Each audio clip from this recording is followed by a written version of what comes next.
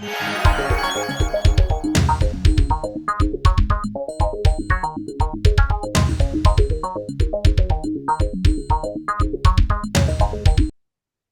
everybody, and welcome. Welcome to Conversations with Dr. Jay Harness. And I'm Jay Harness, your host. And boy, do I have somebody really special with us today. She's Kelly Kohn. She is the National Academy of Sports Medicine certified personal trainer. She's also a breast cancer survivor, and she's a beautiful mom of 3 children.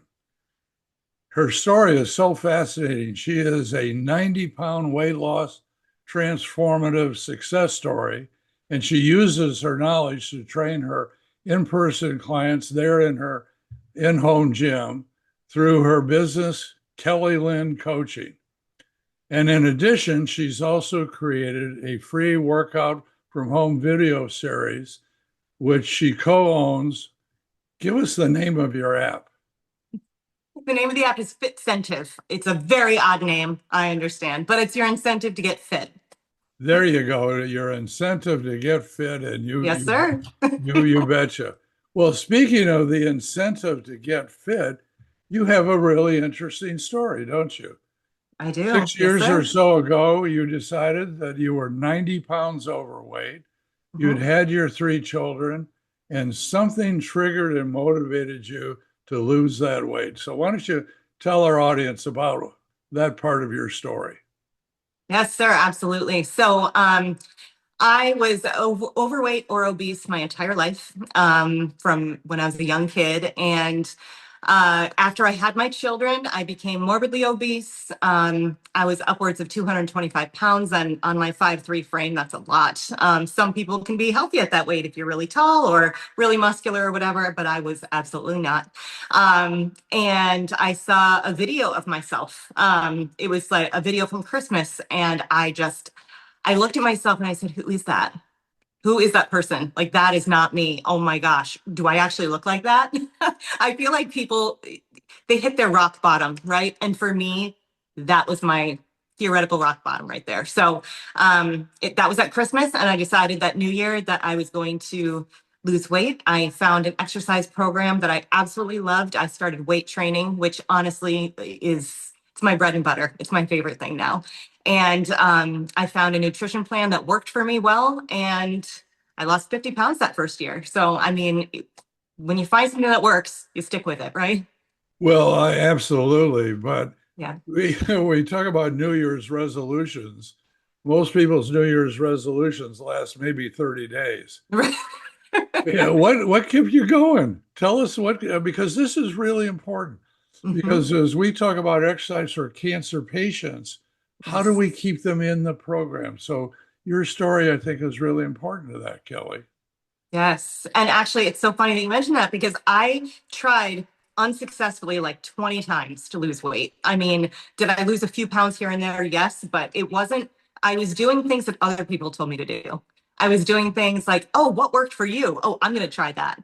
And then I would try it and I didn't like it. And it's not sustainable. If you try something that you are not enjoying, if you're eating food that you don't like, all of that, it's not sustainable for you as an individual. And that's the most important thing. You have to find a thing that you actually love. And through that, I found weight training, which honestly, I don't know why I'd never tried it before. You know, people are constantly trying to lose weight over and over. So you do cardio, right? And that's what women have been taught for years and years and years, that cardio is the best thing for you to do. And I hated cardio to this day. I hate cardio. Don't tell my clients I hate cardio. But weight training is my favorite thing. And I found it. I found a way of eating that was dairy and gluten-free. And I didn't realize I was dairy and gluten sensitive until I cut it out of my diet. And then all of a sudden, I felt so much better. My inflammation went down and I started to drop weight like that. And it's just, when you find the thing that works for you, whatever it is, it doesn't matter what it is. Move your body, do a thing that you love to do. If it's dancing, if it's yoga, if it's weight training, if it's literally anything, that's what you should be doing, not necessarily what someone else tells you to do. So once you find that thing, you know? Yeah, well, that's spectacular. Good for you. Now, we typically don't think of women doing weight training. It's true. is there, I mean, of your clients that you have now, and you're sitting in your home gym, of Yes. your clients you have now, how many of them have taken to weight training like you have, and what continues to motivate them? 100% of them. That is what Really? I do with my clients. Okay. My tagline is step into your power. I'm a person who believes that you have power, you just have to find it. And if you can become not your skinniest self, your strongest self, that is where everybody's going to succeed. And weight training is good for literally everyone. It's good for teenagers. It's good for early 20s. It's good for 30s when you just have kids. It's good for 40s and 50s and 60s when you start peri and menopause. I mean, all of these things, weight training is beneficial for literally everyone. And I honestly think that everybody should be doing at least a little bit of weight training in their own programming. Yeah, the national guidelines talk about 150 minutes a week. In other words, 5 days a week of moderate aerobic exercise. Try and Yes. get your heart rate up to around 100 or so for Mhm. 30 minutes, 5 days a week, with 2 to 3 days of resistance training. And in your case, the resistance training is weights. So tell us about your diagnosis of breast cancer. That came, what, 6 years or how many years later after you lost the weight and got in shape? Yeah. What tell us about that? Yeah, it was about 6 years later. I found a lump, as people do, and I went to my doctor for a regular physical anyway. So I just said, "Hey, I also have this lump." And as soon as she felt it, the whole physical stopped. She said, "I'm sending you right downstairs for a mammogram right now." And I ended up, they didn't have an appointment for me, unfortunately, but so I waited about a week. But once I got my mammogram, that same day they sent me for a biopsy. And I was diagnosed with invasive ductal carcinoma, stage 1 plus, which is somewhere in between a stage 1 and stage 2. And yeah, I mean, from there, everything went very quickly. And that's what they always say. Things are going to go quickly now as soon as you get diagnosed. Yep. And you ended up with breast conservation, sentinel lymph node biopsy. Your cancer was estrogen and progesterone receptor positive, which is good. Yes. HER2 new negative, which is great. Yes. Your oncotype score was low. You ended Yes. up with radiation therapy. Your one sentinel node was microscopically positive. So you ended up with not only radiation therapy of your breast, but also the axilla and what we call the supraclav area, just above the clavicle. Yes. So one of the things we worry about with that extent of radiation therapy, Kelly, is the development of lymphedema. And we Yes. know that weight training, in fact, it was Katie Schmidt's classic paper in the New England Journal years ago that showed that weight training could not only mitigate the development of lymphedema, but if you had early lymphedema, could potentially even reverse it. So It's tell us amazing. about not only you're not getting lymphedema, but also how you exercise during your active treatment. Because I think that's really important to our audience. Okay.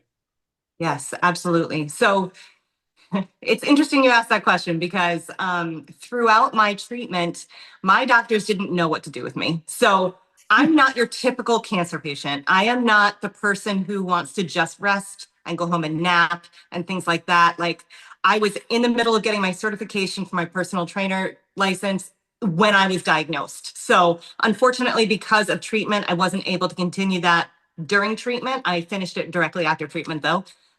But during treatment, I said, when can I get back to the gym? And they said, well, do you need to get back there right now? And I said, Yeah. yes. And they said, well, you can walk. Walking is great. And I said, okay, well, what about lifting weights? And what ended up happening was no one knew how to answer that question. It was so frustrating. Everyone's like, well, I don't want to tell you that you can do something and then you get lymphedema. They thought lifting weights would cause lymphedema. And, as you know, once lymphedema gets to a certain point, it's irreversible. So you can't, like, once you get it, like, if it's in the early stages, you can mitigate it. But at the end, like, it's forever. So you've got to be careful. So they were so worried about me working out. They were worried about what I would do because I lift heavy. I don't just lift. I lift heavy. I'm a weight lifter. So it's not just, oh, some 5 pound weights here and there. Like, no, I'm talking 40 pound weights, 50 pound weights. Like these are things that I do on a normal basis. But they were worried what I was going to do during my treatment because, I also don't listen to people very much when it comes to weightlifting. So what ended up happening was they wouldn't allow me to lift weights at all. They said, you're not allowed to lift a weight with the affected arm, the one that's being radiated. So what I ended up doing was body weight only. I did push-ups, I did planks, I did things like that. I could lift with the other arm, but then you don't want to lift unevenly. So I was doing lots of leg movements and things like that. But unfortunately, I couldn't lift normally because they wouldn't let me.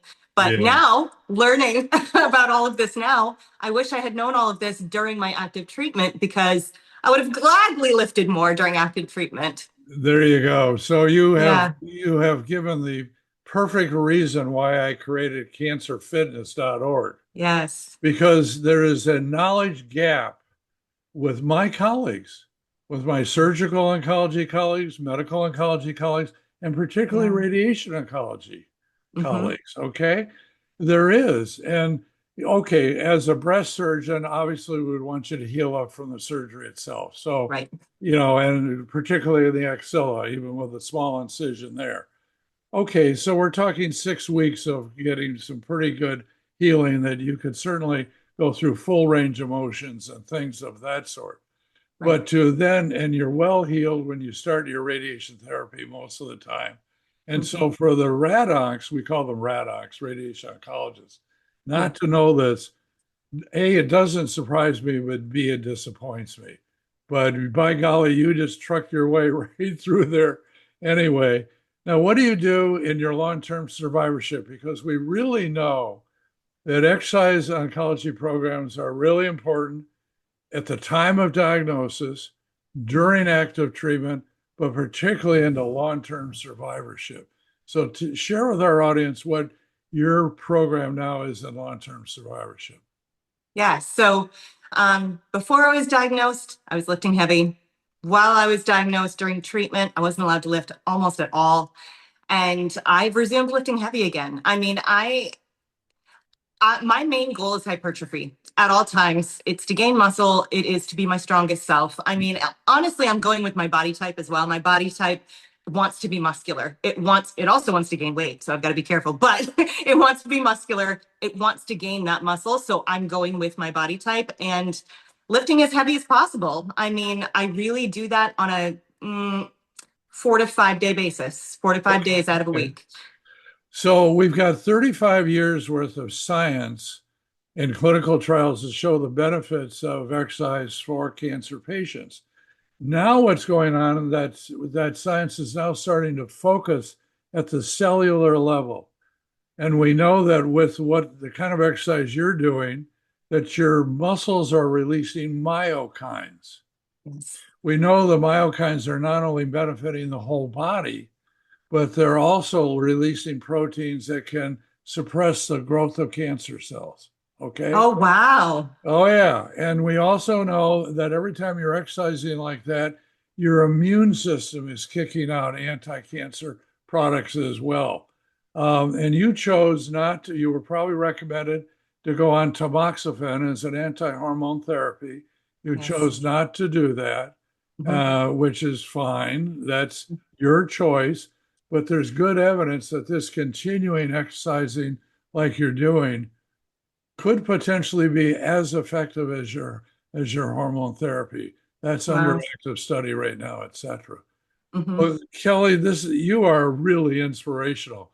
But I Thank love your you. expression, step into your power. Was that Step the into your expression? power. Absolutely. Yes, All right. sir. Well, any final bullet points that we ought to share with our audience as we wrap things up? Oh, man. I just think you should keep moving. I would say lift a weight or two. That's me. Okay. This is really spectacular. I am thrilled that you joined me today. Thank So as you. we wrap things up, it's my Mhm. privilege to be with you today. I want to encourage everybody to please join us at cancerfitness.org. Not only will we have Kelly's full video there, we've got other videos. So as Kelly just said, let's wrap up by just keep on moving. Thank you very Keep moving. much.